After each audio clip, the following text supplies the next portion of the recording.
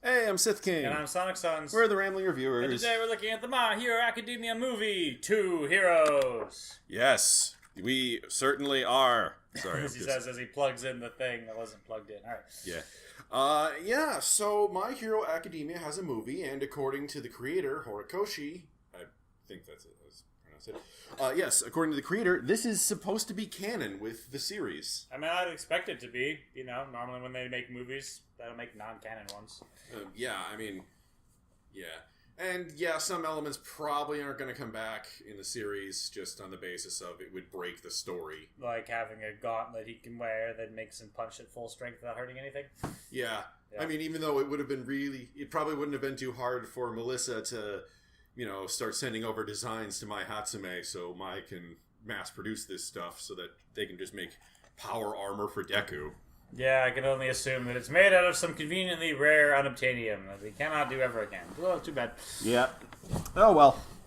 But still, I mean, yeah, there were some logical inconsistencies and things we didn't like, but I had a lot of fun watching this. Yeah, it's just... It's just My Hero Academia. It is. It's the badass fighting thing and, being courageous in the face of danger right at the end.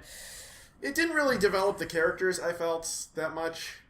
I mean, it developed All Might a little bit in that it revealed that he had a friend from back in the day. Yeah, and it played with that friend's ethical issues and getting tangled up with villains and not realizing he was doing that. That's interesting. But they couldn't have a lot of major development without taking that away from the main series, Right. Couldn't have a big revelation that would have to be re-revealed for people that didn't see the movie. Right. I mean, they might at some point bring back things from the movie eventually in the series, like saying, "Oh, Dave's come to visit." Yeah, that's entirely possible. Yeah. Okay, so the plot of the movie is, well, it starts off in America in what I can only assume is the Las Vegas district of California. Yes. Where we get to see for the first time, okay, not the first time, we saw young All Might earlier in the series during an episode that was made to promote the movie. But here we get to see him in action. And he has eyes. Yeah, he has eyes. I mean, normally he just has the black voids with the blue irises. But no, here he fights off a villain that turns into some kind of shambling monster and a guy with missile arms. Woo! Then it goes to what the series showed off, which was, okay, back in the series of My Hero Academia, in Season 3, there was an episode where All Might said, "I'm going to Ai Island to visit an old friend of mine. Izuku, would you like to come?" And Izuku was like, "Hell yeah, I'd like to come. Let's go." And then this movie happened, unless you didn't see the movie, in which case, but never mind. So they flew there, and Ai Island is apparently an utterly massive, artificially constructed island meant for purely scientific research and development. An artificial island that moves around is usually called a boat, if you think about it. Yeah, I think once you have an entire city built on its back, it stops being a boat. And Yeah. Which, one thing that I'm really disappointed with this movie is that it introduces a lot of cool concepts, and then it doesn't really do much with them. Like, what exactly? Okay, we see American heroes running around. I mean, in the beginning, we see two American heroes. One is a guy with lightning all over his body, and the other is Cow Lady, who... turns into a giant cow. Yeah, who turned into a giant cow and, hits people. And that's cool, but we get to see them for maybe 20 seconds max. I don't know, seeing the Japanese hero system in My Hero Academia is interesting and all, and it's full of great world building, but I'd like to see more of that world built. What's it like outside of Japan? We know that inside of Japan, it's revealed that due to All Might's presence, the crime rate is only at 6%. The rest of the world is at 20%. What does it look like outside of there? There must be whole areas that are taken over by warlords. That would just be cool to see. I mean, not the warlords part. I don't like Fallout and that sort of genre, but just I'd like to see more outside of Japan. What would be neat? It'd be an easy way to link things up is if we had an adventure somewhere else where the crime rate is higher and we meet some new character over there, some kid who probably wants to be a hero or something. And at the end of the movie, we wind up, like, helping them immigrate to Japan. So now they can be a canon immigrant to the series if, you know, we want them to show up again later. And then for the people just watching the series, be like, oh, this is the new kid from Germany or whatever the heck we're... Probably you hang out in America if you're going to do an All Might thing, but whatever other country you want to explore. Yeah, and then that person would have a different background, a much grittier background of, you know, the heroes don't always win where I come from, you know? Yeah, I mean, there is an American in My Hero Academia. Her name's Pony, and I mentioned this to you in the car earlier. And yeah, that's fine and dandy, but she's mostly there to do cute foreigner things like screwing up words adorably. Yeah, someone who's got a different perspective on the world is interesting. I mean, granted, they've done that within the Japanese setting, like that one kid whose parents died as heroes who has a different perspective on heroes, you know. Coda, yeah. Yeah, but still, like, you could do even more. People from different places have different techniques and different ideas and experiences and so forth. Yeah. In fact, this could be an interesting moment for Ida? No, not Ida. Deku. Mix it up.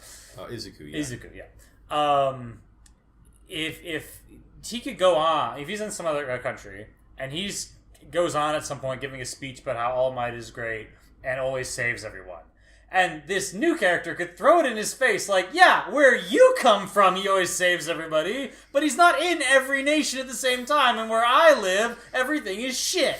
And, like, that could be kind of a character building moment for Izuku to be like, oh, wow, I have to realize the limitations of my idol. Yeah, he's not really the world symbol of peace and justice. I mean, I'm sure he helps out with other countries, but he physically can't be everywhere at once. So yeah, I mean, I've said that since, like, our first review, that All Might does not have the powers of Superman. He cannot be everywhere. Island kind of feels like more of that sort of thing. Like, it's this new location, but it feels the exact same as the other places, and anything new we're not really given much time to look at. Yeah, it's a research station that's also a Disney World, apparently. Yeah, I mean, and just all the technology they have here is super advanced, and that brings up the question, why isn't the rest of this technology elsewhere in the world? I mean... That's never going to add up, to be honest, yeah. So All Might and Izuku go, and All Might gets swarmed by fans, and they meet a blonde 17-year-old girl named Melissa Shield. Melissa is the daughter of Dave Shield, who was All Might's partner back in the day. Melissa is also quirkless. For most of the movie, she'll just be mostly there to... like occasionally work tech stuff and provide a motivation for people to move forward. No, that's not fair. She is her own character. It's just hard to describe her character. Well, she's bright and energetic and stuff. She can't participate as much as the quirk heroes do because she doesn't have a quirk. So the one, like, affirmative thing she does for the group is right at the end she hits the security buttons that, like, only she knows the passwords to. And that's actually why she went with the group in the first place. Which is great. But it means in the meantime she is essentially the load. Not that I didn't like her. Oh yeah, she was likable, but it's like she couldn't be as involved. Which kind of stinks because they had a potential storyline here of Izuku seeing himself as someone who was formerly quirkless in Melissa's place. Right, this is what would happen to me if I never met All Might and didn't get myself the one for all power. Yeah. I mean, granted, I still think that they could have done a lot with Melissa's character, like have her stop off at one of the labs and grab a whole bunch of hero gear and hero it up while not having a quirk. Yeah, it's possible. I mean, that's basically my Hatsume's character in the main series. She builds tons of hero gear, even though her quirk is telescopic vision and doesn't, like, make her work for her or stuff. Alright. And if you want to be really bold, you could do it, and probably put Izuku in this situation where, it looks like maybe the only thing he can do is go to 110% and really fight double hard, and then he's like, he reveals, like, actually, I have a different plan. And it's Melissa, who's, like, set up something behind the scenes, and she's the one who gets to go nuts using non-quirk powers or something, it flips all the switches on missiles, hits the villain or something. And it'd be kind of neat to, like, let him have someone else have the spotlight, in part because it would serve expectations, and in part because it puts him in the role of mentor for just a moment, right? Which is something that which would actually develop his character a little more, because someday he's going to need to be a mentor for someone else when he passes along One for All. That could easily be an arc there where initially he's overprotective of her for being quirkless, and then realizes, no, he needs to let her come into her own, and she is badass, and, she's got the same passion that he did. So... I'm not 100% sure about that, but, like, Well, like it sounds okay-ish, but like it sounds like it needs tweaking. I'm not. Yeah. Okay. I almost said twerking. No. No, nothing needs that. Okay, so All Might comes to visit Dave, and Dave is completely surprised at this because Melissa wanted to invite All Might to come see Dave's research, and it was a total surprise to Dave. Dave also seems a little unhappy to see All Might, probably because it's just a surprise, and certainly absolutely nothing else. Yeah. So Melissa starts showing Izuku all around the island and all of the different expo centers and things. And honestly, it looks pretty cool. I mean, she's showing him all this stuff, and it looks like this is a real character building moment for Izuku, because he used to be so shy and barely able to make friends or even, touch a girl's hand without blushing uncontrollably. And here he is being led around by a girl. And then Uraraka shows up, because why would we want new and interesting characters when we can have the exact same ones from back home? I mean, A, it was fun when she showed up all of a sudden, and B, I know so many fans are wanting all the Class 1As to be there, so it happened. Now that we've done that, could the next movie explore new characters and have fewer of the ones we already know? I mean, I'm not against... Okay, if they'd had less of the 1A characters, I'm not saying... none of the 1A characters. Yeah. Just a little less so we could focus on the world more. Yeah. Or on Dave's situation. Or building up the new scenario. Or Island in general. We hear that it researches quirks and stuff. Show us some of that. Yeah, I'd love to see some giant guy just spit water over plants and then ask... Okay, now I tried to add a pH of 8 to that one, so if you could examine it more carefully. Yeah, we just got a hint of that when Dave is examining All Might, but that's something new. It's just like, some people are examining All Might. And he's concerned, by the way, that All Might's quirk power level has decreased pretty rapidly because he gave his power to Izuku. But he doesn't know that part. That comes important later. Yeah, see, Dave is, despite being one of All Might's best friends forever, and despite All Might having attended his wedding, Dave apparently does not know about One for All and how it gets passed along, because All Might says that would lead All for One directly to him, for some reason, which we see is kind of pointless, because All for One gets involved anyways.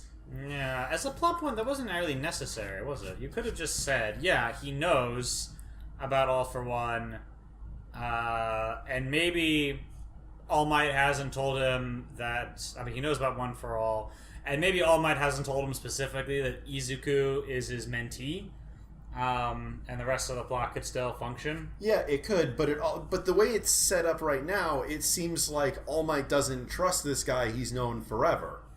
And has every reason to absolutely trust. Yeah, so... don't know about all that. Yeah, I mean... Okay. And we're slowly introduced to more and more of 1A, and eventually we see that all of Class 1A is here on the island, even when they really don't have a reason to be. I mean, granted, they don't have everyone coming out to help.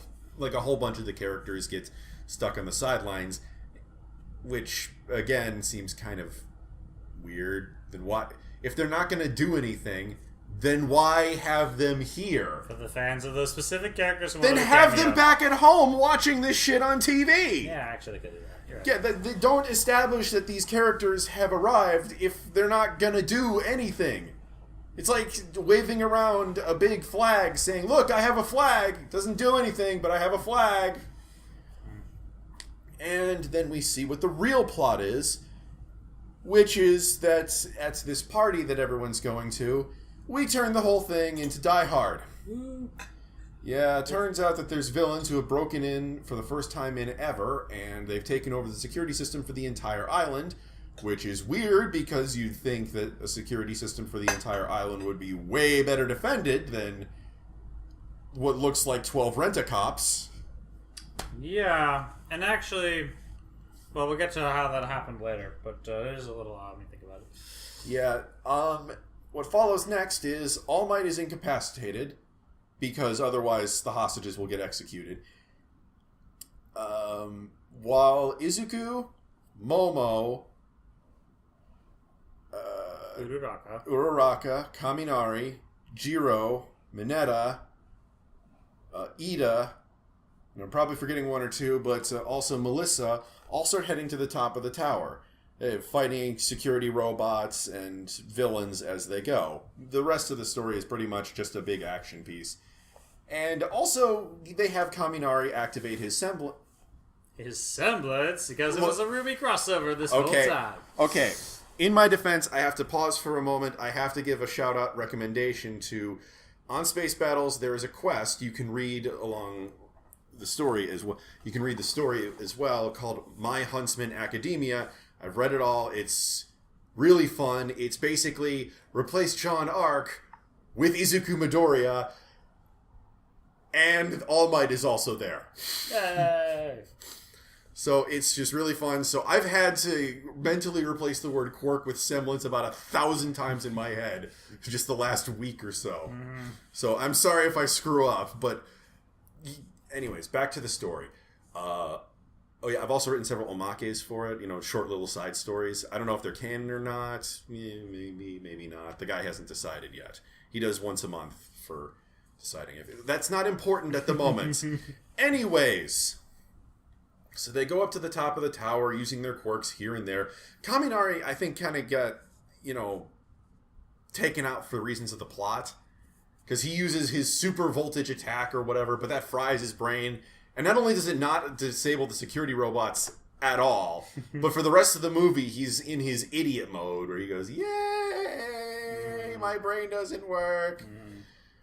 Then, finally, with various people sacrificing themselves heroically in non-lethal fashion, finally they get to the top of the tower, and it's revealed that Dave was the one behind all of the events that have been going on.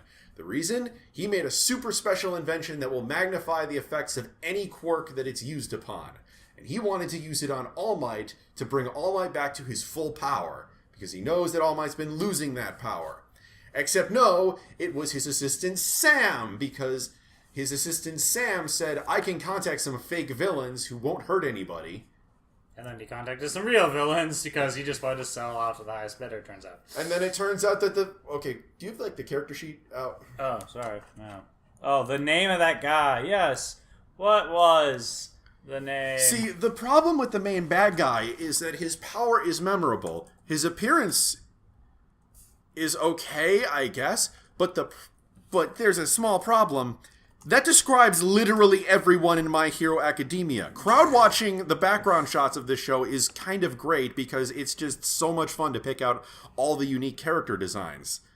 Like, there's just a person in the background of one shot who has cat ears. Just cat ears. And no one mentions that, but that's just what happens. And this guy, he has a power of controlling metal. Wolfram, apparently? Yeah, but that name, I did not hear it mentioned once. Nah, I don't remember it coming up ever. Yeah, Wolfram did this whole thing and was behind everything because he wanted the quirk power enhancer for himself. And he wants Dave to mass produce this and sell it to people. And so they fight and they fight and they fight and they fight and they fight. It's a great fight scene, very well animated, lots of passion. Oh, and no. Okay, the fight scene up until the rooftop, that's good. It's really good. It's high quality animation. Once it gets to the rooftop, it becomes amazing. Just really smooth animation, stuff you know they could not do in the TV show. Just, it's fluid, it's beautiful, there's passion. Feels there's very 3D. Yeah, Izuku is doing flips and kicks that he never did in the show. And then All Might, blows up the helicopter to save Dave. Because they were on a helicopter escaping with Dave. Then, turns out Wolfram survived by attaching the quirk magnifier to the back of his head, and now he's got a demonic double voice and glowing purple eyes, because that is what happens when you magnify your quirk. Don't be stupid. It's a side effect. And he starts turning the top of the tower into the Devil Gundam from G Gundam. Okay. I mean, it looked awesome. It looked awesome. But why, though? I mean, that has just got to be so much effort making sure all the little bits look like they're moving like organic parts, and just like, okay, I'm busy trying to stop the symbol of peace from punching my face in, but I have to make sure to keep the little wiggly bits wiggly. Yes. And also, I have to make sure to have two big, creepy, glowing eyes in the object that I'm sitting in. Because, shut up, that's necessary. I mean, it looks cool as hell. I just have to wonder, is this the most efficient use of your time and or energy? Well, considering that he nearly beats the crap out of everybody, Yeah, he somehow managed to make it work. I know, it's just one of those things that's... The efficiency part of my brain just complains every time I see this sort of thing. And then he reveals to All Might that no, he's not the one behind it. All for One is, meaning that whole thing of protecting Dave from All for One, that was completely pointless. Yeah, it was.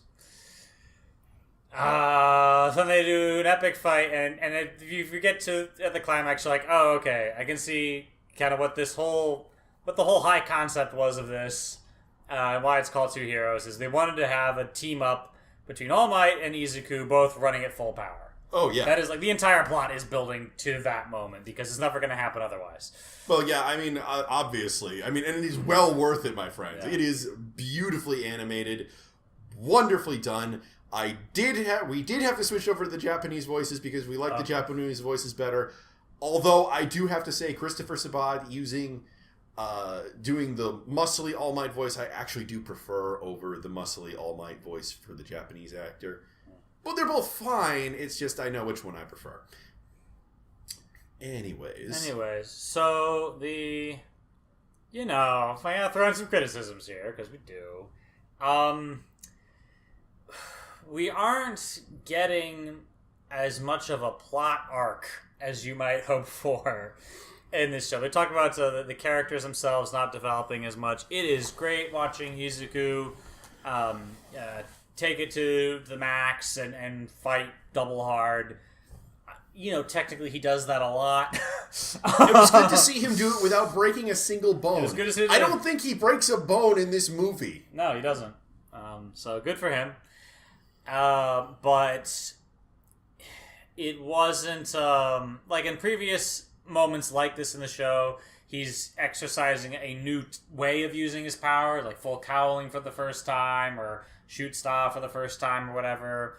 And this was, not that he had so much personally come up with something new or had developed more. It was more just like, we'll throw him into the extreme situation, and then he gets to be extreme about it, which is still cool. I wasn't, bored or anything by this. And hell, sometimes that's just all you want or need in a film. I mean, okay, you throw Arnold Schwarzenegger into a film, you don't expect Shakespeare. You expect Arnold to pull out a grenade launcher and start blowing shit up. Yeah, I know. But, for instance, this villain of ours, villains are always more interesting when they get to, in some way, represent some ideal. And the heroes and the villains are not only having a physical fight, but a fight of ideologies. And so the movie is carrying a message right into the climax, right in that final punch where it's, friendship is better than betrayal or something, or 100 other ways you could take it. This villain was empty of that. He was a badass, and he was just kind of here for the money, and had no personal connection to anyone. You know what he was? Yeah. he was All for One minus anything cool about All for One.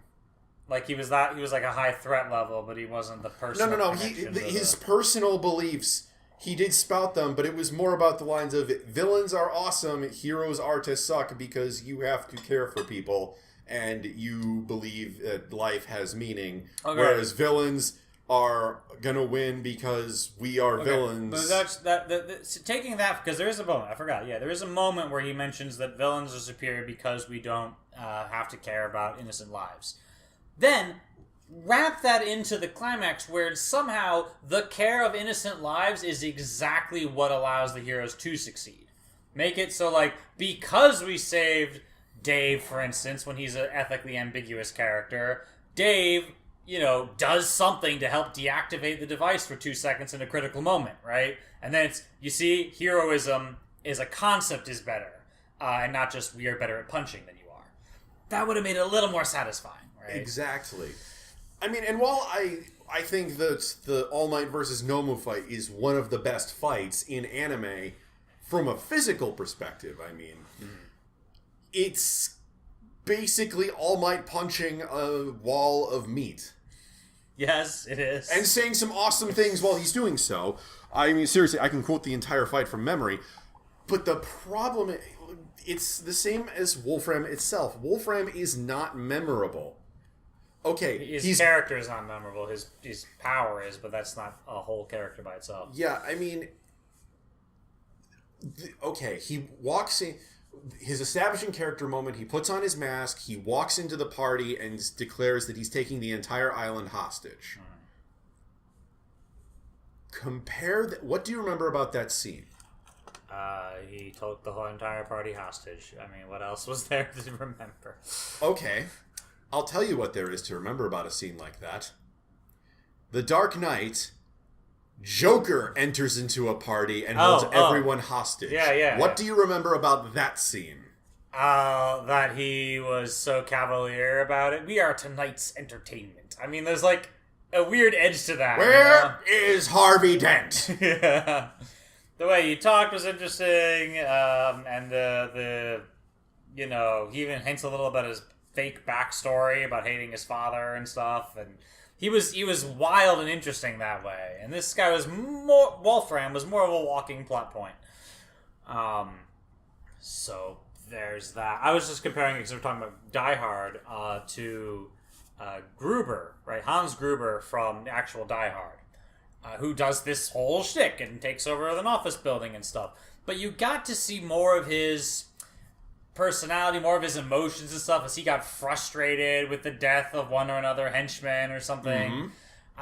You got to see this was becoming a little more personal for him. You got to see him pretending to be an innocent civilian at one point, where John McClane jumps on him and he doesn't know who he is. And so you got to grapple with him a bit more than this guy who spent his whole time off the sides, kind of, as it were, from where our heroes were, up until the end, where he finally confronts them.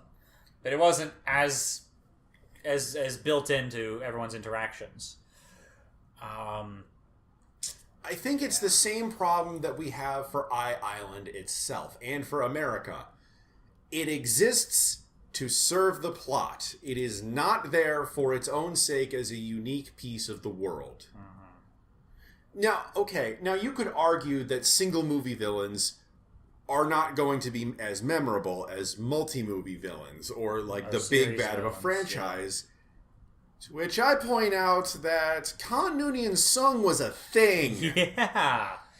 That guy was more a memorable character than Wolfram was, certainly. Yeah, keep in mind, Khan Noonien Sung was not meant to come back. He was meant for one episode, and then he was supposed to be forgotten about. I haven't even seen that episode yet. I just know the movie. Yeah. That's a thing. And Wolfram was boring. I mean, he wasn't boring in the action sense, but there's nothing memorable about him. I mean, we had to look up his name. Yeah. Khan, on the other hand, is, well, for instance, you've got his calm, in control demeanor thing where he's like, 5 minutes to give me the thing or whatever. And then you get to see that collapse. Okay, granted, Wolfram also kind of goes nuts towards the end, but it wasn't as much time spent on these sorts of nuances. His personal quest for revenge. He had a backstory. His wife was dead. He'd been stranded on this planet. He gets to that one little speech where he talks about being buried alive. There's a lot of backstory and feeling behind that. Yeah. So there was more to latch onto. And I'd like to apologize for what I said earlier about him being all for one, but with all the edges filed down. He's all of the My Hero Academia villains. I think Stain was more philosophically interesting than this guy. Well, see, he still has the same... Stain thought he had a point, anyway. Okay, well, see, here's the problem. It's all the same dialogue. It's, I am better than you because I follow this particular set of ideology, and by you being a hero like you are less. That happens a lot. Yeah, that is the League of Villains thing, and to a lesser degree, that Stain kind of also has that sort of thing. He's better than us, and because we don't live up to his philosophies, we deserve to be smushed. I mean, even if that is still better than Wolfram's, which was... I mean, he mentioned the philosophy very briefly. I forgot it when we started doing this review. And it was mostly just, I'm gonna kill you, which is a level down. Then I have a philosophy. You know what I'm saying? I mean, and sure, you can do villains that don't have a grand philosophy. No, but... I am okay with Lord Zed as a villain because he was cool... He had a great personality, and he was honest with what he wanted. I'm going to take over the world! Personally, I'll take something a little more nuanced than a Lord Zed. Okay, yes, Lord Zed is not nuanced. But still, it can be fun to see a Lord Zed every once in a while. Yeah. You can't expect every one of them to be Londo Malari, or Khan Noonien Sung, or the One-Armed Man from that one movie that I can't remember. Oh, okay. Whatever that movie was. I'll go find out later. Or Gul Dukat. I don't know. But just sometimes having a simplistic villain is fun, but it didn't work here because he was too simplistic. Or there wasn't enough development somewhere else to make up for a simplistic villain. You could have focused in more on Dave's arc. I'm glad that Dave had something there. That he had a complex motivation of wanting to restore All Might's power and willing to do bad things for it, and then things got out of hand and got worse than he thought they were going to be. And then, please let him be more involved in the solution to this problem. Please, maybe make it a message of redemption or something, right? He's mostly pawned around as a hostage at the end there. Yeah. And obviously he doesn't throw the final punch or whatever, but let him be involved. That'd be kind of fun. Okay. What if the villain was a scientist who was a rival of Dave's? Okay, keep the entire plot the same, except that at the end it's revealed that he was a scientist whose quirk was super brain power. Okay. And he wants to get his hands on Dave's quirk amplifier so he can become the smartest man in the world and prove once and for all that he is the smartest man in the world. And so eventually he uses like tricks and traps and he gets through defenses and stuff, and then at the end when he uses the quirk amplifier, that's when he starts pulling out the extra quirks that All for One granted. Okay, which would include perhaps a metal bending quirk like we saw here. Yeah, exactly. Okay. That would give the villain a reason to be there, a reason to hate Dave, a reason to hate All Might. I mean, granted, the reason to hate All Might is flimsy, but let's be honest here. If you're insane, flimsy reasons are often the best ones. Maybe, yeah. I'm wrong. I'm trying to run with this. Certainly, it would be very easy for it to be a rival scientist who wanted this thing for himself, and then just have him wear a mask the whole time until the end. Or he's never in the same room as Dave, so he could very well be unmasked and still, Dave could be surprised when he finally sees him. That sort of thing. And... yeah, and I'm trying to make a more philosophy thing into it besides just, I wanted to prove that I'm the best or whatever. I mean, just because there's an army of robots in this thing, you could do one of those totalitarian control type villains. There's too much violence in the world, let's just conquer it myself and I'll make sure that no one harms anyone ever. And you're like, yeah, but the actual process of being a tyrant makes you the villain, And, yeah. I mean, you could even have him... No, Stain already did the looks up to All Might thing. But, like, I can prove that the world that I that the world of total peace is possible, and then he uses his robot. I will be the new symbol of peace, you know? And I will prove it with Island as my starting point. Right. And then that ends up going poorly. A couple different ways it could go poorly. One of the troubles there is to make sure that you can show that how bad totalitarianism is in a quick, movie, in not that much time going by. Because the real life consequences be like, everyone kind of hates life now that they don't get to make any choices or have any freedom. But you could have him doing the Utopia justifies the means, well-intentioned extremist thing that ends up, hurting innocent people, hurting, people he cares about or something, because he's so busy trying to clamp down on all the evil. In fact, if there's got to be a guy taking extreme measures against evil, you could have a villain show up. Wolfram could still be in there, right? And then the extremist guy, launches his own plan to just conquer Island because, look, see, I told you, villains would sneak in eventually. And this extremist guy becomes, our main villain at the end, right? Mm-hmm. Yeah, he,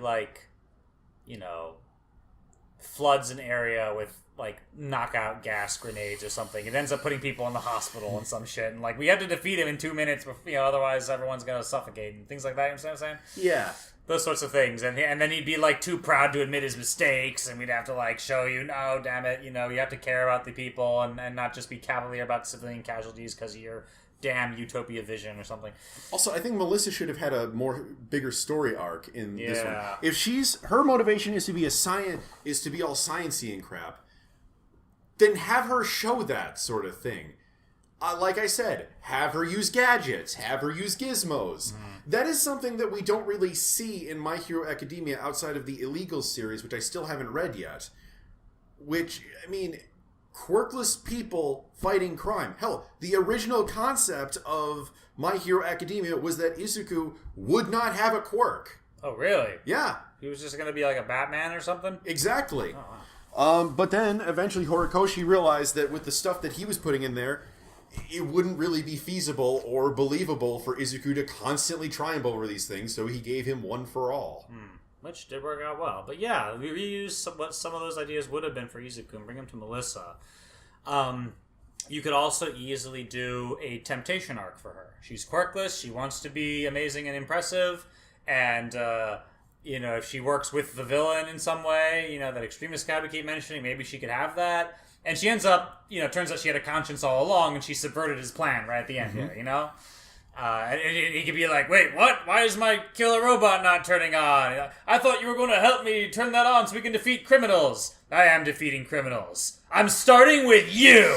And then the robot turns around and fights the dude, and Yes, yeah. And then Izuku jumps up and punches him more. And see, now it all connects. Yeah, so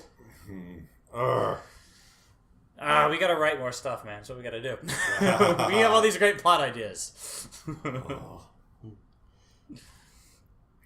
Still a fun movie overall. It was a fun movie, and I definitely recommend watching it if you're a fan of My Hero Academia. But like we said, don't expect it to be that deep in character work. No. So, fun little popcorn, flick, actiony, your good old heroes that you've come to know and love. Yeah. Type of thing. Definitely watch the final battle, though. That is just amazing looking. Great animation. Yeah. Can't doubt that. Oh, hell yeah. Anyways, I think that's all we really have to say. Yeah. All right. Anyways, I'm Sith King. I'm Sox. Signing off.